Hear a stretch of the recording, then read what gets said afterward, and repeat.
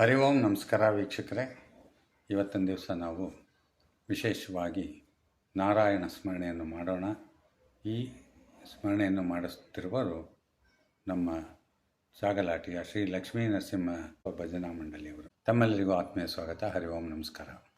Hari Narayana Hari Narayana